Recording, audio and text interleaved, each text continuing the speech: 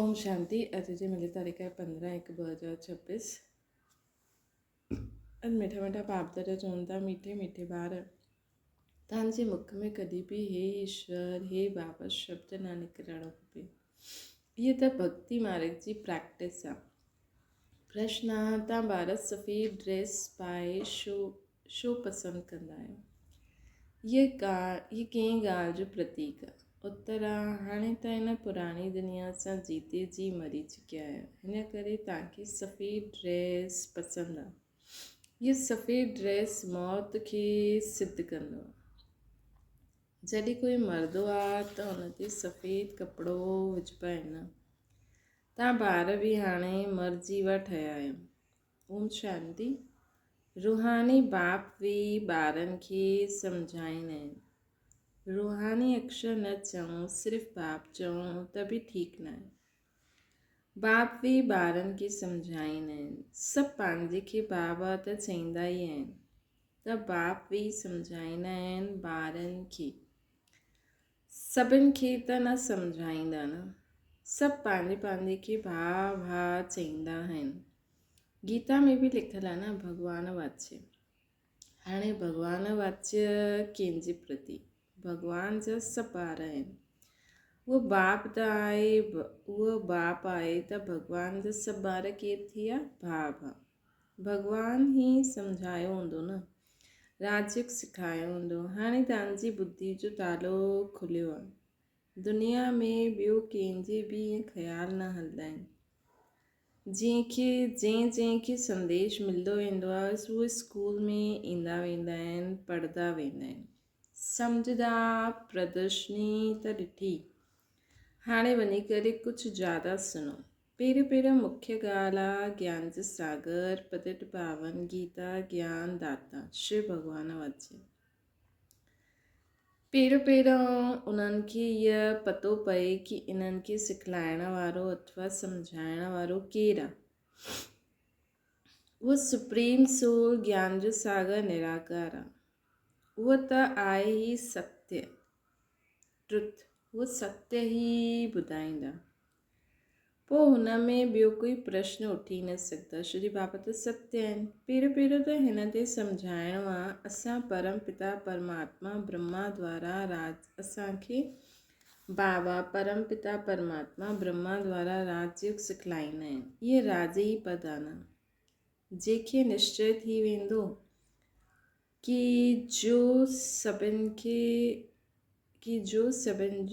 जंहिंखे निश्चय थी वेंदो कि जो सभिनि जो बाप आहे, उहो पालौकिक बाप बि सम्झाइनि था। इहे सभिनि खां वॾी अथॉरिटी आहे। पोइ ॿियो कोई प्रश्न पुछी न सघनि। उहो पतित पावन त जॾहिं उहे हिते ईंदा त ज़रूरु पंहिंजे टाइम ते ईंदा हूंदा न। तव्हां ॾिसंदा बि आहियो, इहा उहो ई महाभारत लड़ाई आहे। विनाश खां पोइ वाइसलेस दुनिया थियणी आहे। इहा विशेष दुनिया आहे न। इहे मनुष्य न ॼाणंदा आहिनि कि भारत ई वाइसलेस हुयो। कुझु बि बुद्धि हलंदी न आहे। गोदरेज जो तालो लॻल आहे न, उनजी चाबी हिकु बाप वटि आहे। हिन करे उन्हनि खे शिव बाबा खे ज्ञान दाता चईंदा आहिनि। दिव्य चक्षु विधाता आहिनि न बाबा ज्ञान दाता आहिनि, दिव्य चक्षु विधाता आहिनि। छो जी बाबा वटि बुद्धि खे खोलण जो तालो आहे।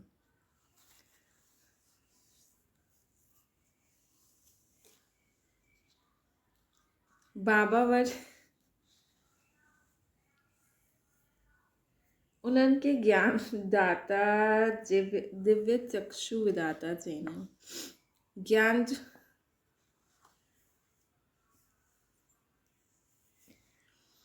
ज्ञान जो टियों नेत्र ॾींदा आहिनि। इहे कंहिंखे पतो न आहे कि तव्हांखे पढ़ाइण वारो केरु आहे। दादा सम्झी वठंदा आहिनि, तॾहिं टीको कंदा आहिनि, कुझु न कुझु ॻाल्हाईंदा आहिनि। हिन करे पहिरीं ॻाल्हि इहा सम्झायो कि असांखे सिखाइण वारो केरु? दिव्य चक्षु दाता, बुद्धि जो तालो खोलण वारो केरु? ज्ञान दाता केरु? हिन करे पहिरियों पहिरियों ॻाल्हि ई इहा सम्झायो। इन में लिखियलु बि आहे शिव भॻवान वाचे, उहा आहिनि ई ट्रुथ, है न। बाप सम्झाईंदा आहिनि मां पतित पावन आहियां, मां परमधाम खां आयो आहियां इन सालिग्रामनि खे पढ़ाइणु। बाबा आहिनि ई नॉलेजफुल, बाबा आहिनि ई नॉलेजफुल। सृष्टि जे आदि मध्य अंत जो राज सम्झाईंदा आहिनि। ये शिक्षा हाणे तव्हांखे ई बेहद जे बाप सां मिले थी। उहो ई सृष्टि जो रचयिता आहिनि, पतित सृष्टि खे पावन ठाहिण वारा आहिनि। सॾ बि कंदा आहिनि हे पतित पावन अचो। त पहिरियों पहिरियों उन्हनि जो ई परिचय ॾियणो खपे। हिन परम पिता परमात्मा सां गॾु तव्हांजो छा संबंध आहे? उहो सत्य आहे न। नर सां नारायण ठहिण जी सत्य नॉलेज ॾींदा आहिनि। ॿार ॼाणंदा आहिनि बाप सत्य आहे, बाप ई सचखंड ठाहींदा आहिनि। तव्हां नर सां नारायण ठहिण हिते ईंदा आहियो, नारी सां लक्ष्मी ठहिण हिते ईंदा आहियो। बैरिस्टरी पास थी वेंदव त सम्झंदव असां बैरिस्टर ठहिण आया आहियूं। हाणे तव्हांखे निश्चय आहे कि असांखे भॻवानु पढ़ाईंदा आहिनि। कई निश्चय कंदा बि आहिनि, पोइ संशय बुद्धि थी वेंदा आहिनि। त उन्हनि खे सभु मनुष्य चईंदा आहिनि तव्हां त चईंदा आहियो भॻवानु पढ़ाईंदा आहिनि, पोइ भॻवान खे छॾियो ई छो, है न। हीअं चईंदा आहिनि जेका छॾे वेंदा आहिनि, भॻवान खे छो छॾियो? संशय अचण सां भागंती थी वेंदा आहिनि, कोई न कोई विक्रम कंदा आहिनि। भॻवान वाचे काम आहे शत्रु आहे। इन ते जीत पाइण सां त जगत जीत ठहींदा। तव्हां पावन ठाहींदा उहा पावन दुनिया में, जो पावन ठाहींदा उहो पावन दुनिया में हलंदा। हिते आहे ई राजयोग जी ॻाल्हि। तव्हां वञी करे हुते राजा ई कंदव न। बाक़ी जो बि आत्मायूं आहिनि सभु पंहिंजो हिसाब किताब चुकतो करे घर वापसि हली वेंदियूं। ये क़यामत जो समय आहे। हाणे ये बुद्धि चईंदी आहे सत्य जी स्थापना ज़रूरु थियणी आहे। पावन दुनिया सत्य खे चइबो आहे, बाक़ी सभु मुक्ति धाम में हली वेंदा। उन्हनि खे पोइ पंहिंजो पाठ रिपीट करिणो आहे।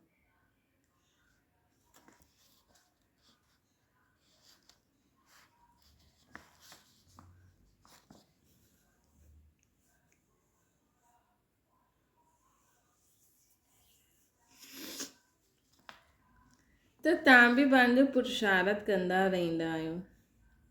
पावन ठही पावन दुनिया जो मालिक ठहिण लाइ आया आहियो। मालिक त सभु पंहिंजे खे सम्झंदा ई आहिनि। प्रजा बि मालिक आहिनि। हाणे प्रजा बि चईंदी आहे न असांजो भारत। वॾे ते वॾे मनुष्य सन्यासी आदि बि चईंदा आहिनि असांजो भारत। तव्हां सम्झंदा आहियो हिन समय भारत में सभई नरकवासी आहिनि। हाणे असां नरकवासी खां स्वर्गवासी ठहिण लाइ राजयोग सिखूं था। सभु त स्वर्गवासी न ठहींदा न। इहा हाणे ज्ञान आयो आहे। उहो माण्हू जो ॿुधाईंदा आहिनि शास्त्र ॿुधाईंदा आहिनि, उहो शास्त्रनि जी अथॉरिटी आहिनि। बाप चईंदा आहिनि मतिलबु कूड़ सिद्ध करण वारा माण्हू आहिनि। ॾिसो बाबा चवनि था शास्त्रनि जी अथॉरिटी, मतिलबु ॾिसो कूड़ खे सिद्ध करण लाइ बि कहिड़ी ताक़त खपे, जिस्मानी ताक़त, ऐं असांजे ज्ञान जी अथॉरिटी। लेकिन त बि असां एॾो अथॉरिटी सां माण्हू ज्ञान ॾींदा आहिनि बाबा जो। बाबा चईंदा आहिनि न ज्ञान ॾियण में सत्यता, निर्भयता, नम्रता सभु खपे। अथॉरिटी, हुन अथॉरिटी सां चओ कि असांखे ॿुधाइण वारो केरु। बाबा चईंदा आहिनि त कॾहिं बि तव्हां भागंती न थींदव, संशय में न ईंदव। बाबा चईंदा आहिनि इहे भक्ति मार्ग जा वेद शास्त्र आदि सभु पढ़ण सां सीढ़ी उतरंदा वेंदा आहियूं। इहे सभु भक्ति मार्ग आहे। बाप चईंदा आहिनि असां डॉक्टरनि जा बि डॉक्टर आहियूं, त असांजे साम्हूं कोई बि वॾो डॉक्टर बि अची वञे त बि उहो भॻवान जे अॻियां झुकंदो आहे न, जीअं असांखे सभु कुझु सेखारियो आहे। बाप चईंदा आहिनि सभु भक्ति मार्ग पूरो, जॾहिं भक्ति मार्ग पूरो थींदो तॾहिं मां ईंदमि, मूंखे अची करे सभु भक्तनि खे भक्ति जो फल ॾियणो आहे। मेजॉरिटी त भक्तनि जी आहे न।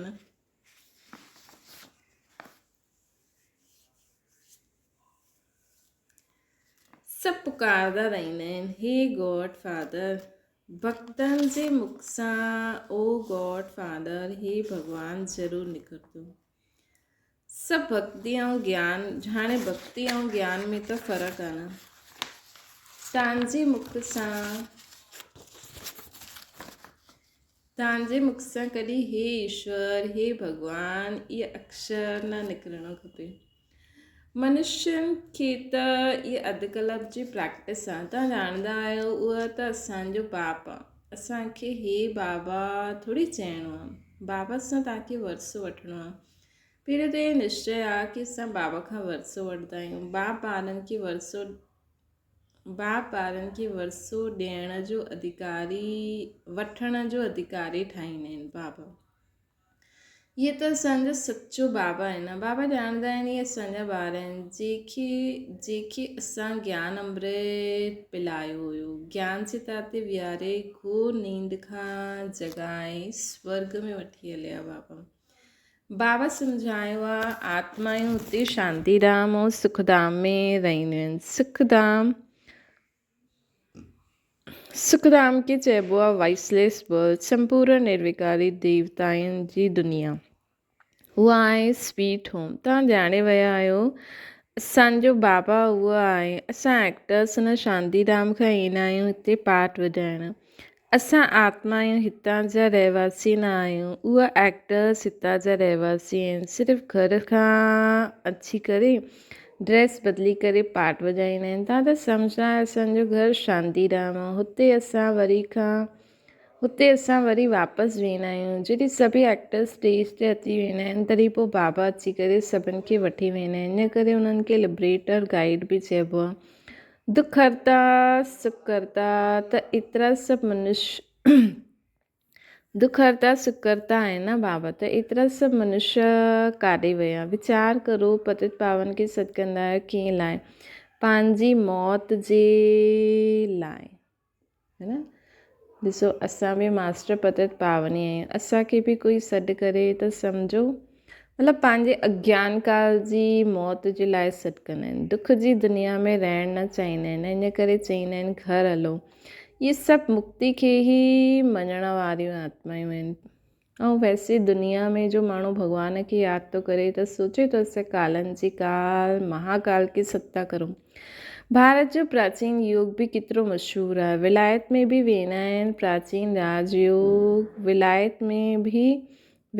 प्राचीन राजयोग सिखलाइण। वास्तव में हठयोगी त राजयोगी ॼाणंदा ई न आहिनि, उन्हनि जो योग ई रॉन्ग आहे। हिन करे उन्हनि खे वञी करे सचो योग सिखलाइणो खपे। मनुष्यनि खे त सन्यासियुनि जी कफनी ॾिसी उन्हनि खे केतिरो मान ॾींदा आहिनि।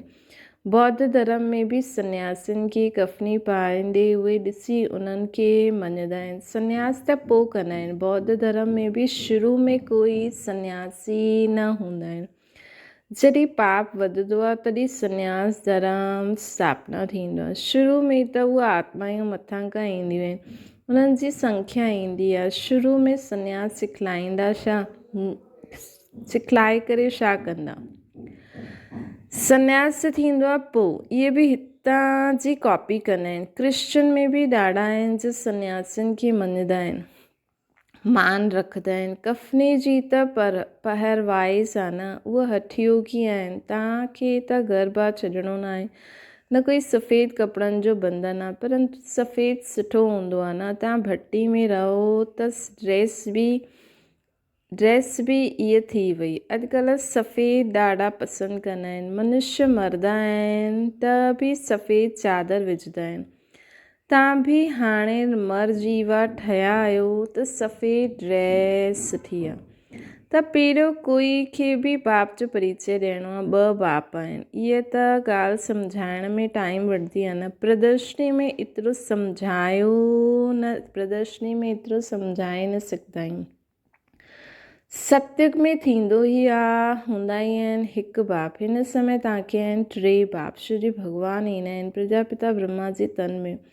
उहो बि त बाप आहे न सभिनि जो, लौकिक बाप बि आहे। अच्छा, सभु 3 बापनि खां ऊचो वरसो कंहिंजो आहे? निराकार बाबा जो वरसो, जो पूरे कल्प हलंदो आहे। उहा पोइ ॾींदा आहिनि ब्रह्मा द्वारा। हिन चित्र ते तव्हां ॾाढा सुठी रीति सम्झाए सघो। शिव बाबा निराकार आहिनि, ऐं उहो प्रजापिता ब्रह्मा आदि देव ग्रेट ग्रैंडफादर। बाबा चईंदा आहिनि मुंहिंजे शिव खे तव्हां ग्रेट ग्रैंडफादर न चईंदव, मां सभिनि जो बाप आहियां। इहे प्रजापिता ब्रह्मा आहे, तव्हां थी वियो सभु भाउ भेण। भले स्त्री पुरुष आहिनि, परंतु बुद्धि सां ॼाणंदा आहिनि कि असां भाउ भेण आहियूं। बाबा सां वरसो वठंदा आहियूं। भाउ भेण आपस में क्रिमिनल असॉल्ट करे न सघंदा आहिनि। अगरि ॿिन्हिनि जी आपस में विकारी दृष्टि खिचंदी आहे त पोइ किरी पवंदा आहिनि।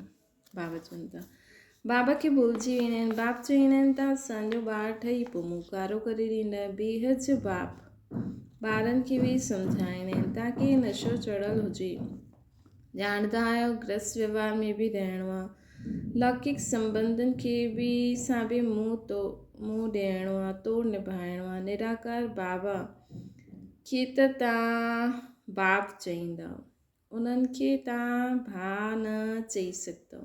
बाबा खे त बाप चईंदव न। शिव बाबा असांजा भाउ थोरी आहिनि। ऑर्डिनरी व्यू बाप खे बाप ई चईंदासीं न। सॉरी, लौकिक बाप जो आहिनि, मतिलबु देहदारियुनि खे असां बुद्धि सां सम्झूं कि सभु आत्मायूं आहिनि, पर जो प्रैक्टिकल में जो दुनिया जे साम्हूं संबंध आहे उन जे साम्हूं त बाप खे बाप चइणो ई पवंदो। बाबा चईंदा आहिनि ऑर्डिनरी उहा बाप खे बाप ई चईंदा। बुद्धि में इहो असांजो लौकिक बाप आहे, बुद्धि में सम्झाए। ज्ञान त आहे न, इहे ज्ञान ॾाढो विचित्र आहे। अॼुकल्ह करे नाम बि वठंदा आहिनि, परंतु कोई विज़िटर आदि ॿाहिरां जे आदमी जे साम्हूं भाउ चओ त उहो सम्झंदा हिननि जो मथो ख़राबु थी वियो। इन्हनि में वॾी युक्ति खपे,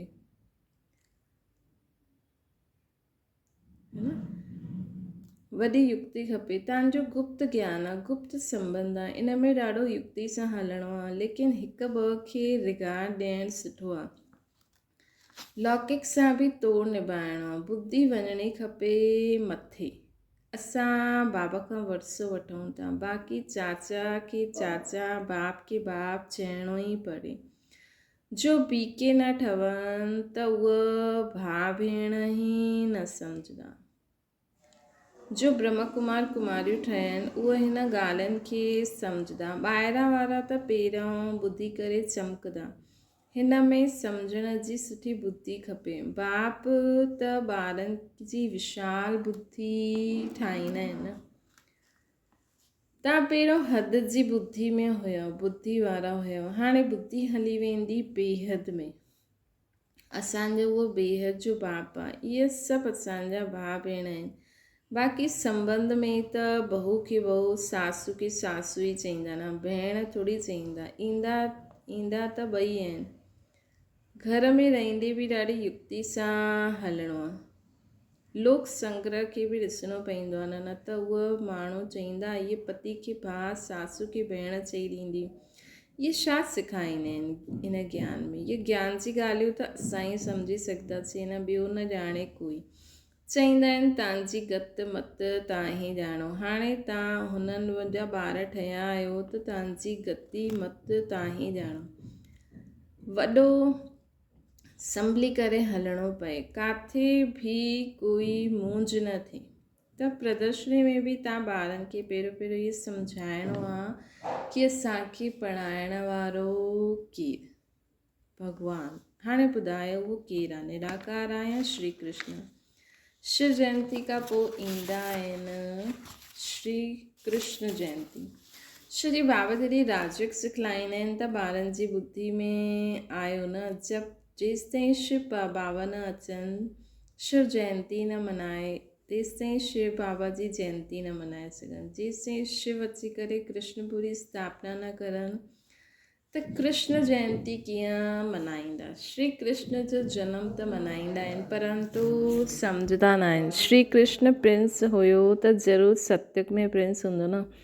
देवी देवताउनि जी राजधानी हूंदी। सिर्फ़ु हिकु कृष्ण खे त बादशाही न मिली हूंदी न, ज़रूरु कृष्णपुरी हूंदी। चईंदा बि आहिनि कृष्णपुरी ऐं इहा कंसपुरी। कंसपुरी ख़तमु थी वई पोइ कृष्णपुरी स्थापना थींदी। ॾाढा भारत हूंदी भारत में ई आहे, नई दुनिया में थोरी कंस आदि हूंदा। कंसपुरी चइबो आहे कलयुग खे। हिते त ॾिसो केतिरा मनुष्य आहिनि। सतयुग में त थोड़ा ही हूंदा न। देवताउनि कोई लड़ाई न कई।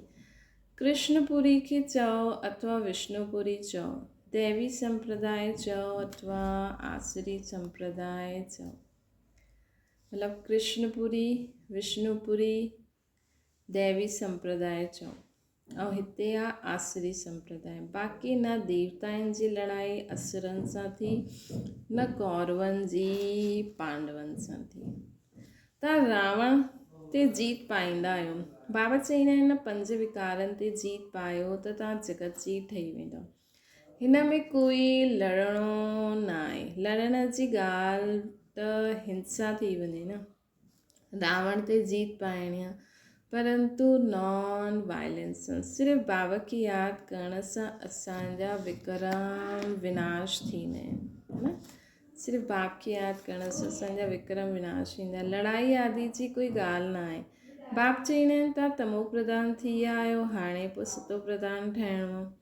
भारत जो प्राचीन राजयोग मशहूरु आहे न, है न। बाबा हाणे असांखे राजयोग सिखाए करे असांखे वरी खां सतो प्रधान ठाहिनि था। बाबा चईंदा आहिनि मूंसां गॾु बुद्धि जो योग लॻायो त तव्हांजा सभु पाप भस्म थी वेंदा। मतलब असांजी बुद्धि बाबा सां ई लॻी रहे। भले कंहिंजी बि आवाज़ूं आदि ईंदी रहनि, सम्झ आहे कि इहे कम जी न आहे त असांजी बुद्धि होॾे छो वञणी खपे, है न। त असांजो बुद्धि योग बाबा सां ई लॻल रहे तॾहिं असांजा सभु पाप भस्म थी वेंदा। बाप पतित पावन आहे त उन्हनि सां बुद्धि योग लॻाइणो आहे तॾहिं तव्हां पतित खां पावन ठही सघंदव। हाणे प्रैक्टिकल में तव्हां हुननि सां गॾु योग लॻायो। इन में लड़ाई आदि जी ॻाल्हि ई न आहे। जो सुठी रीति पढ़ंदा ऐं बाप सां योग लॻाईंदा उहो ई बाबा खां वरसो वठंदा। जो सुठी रीति पढ़ंदा बाबा सां गॾु योग लॻाईंदा,